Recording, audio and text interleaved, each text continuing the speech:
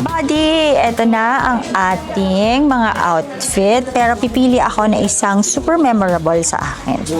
Diyan ay walang iba kung hindi ito. Kasi sinuot ko to as tadaan, Susan sa My Father's Wife.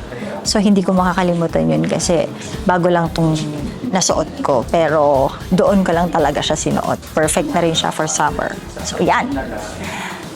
Abangan nyo po ang Noel Bazaar namin sa Okada on November 14 to 16.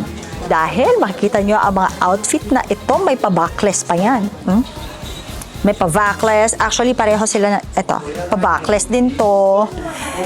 Pero, medyo pumayat kasi ako so hindi ko na siya masuot. Tada! Mahalagang paalala, ang Yulon ay hindi gamot, pero nakakagamot sa anumang uri ng lungkot at pagod. One click lang, subscribe na!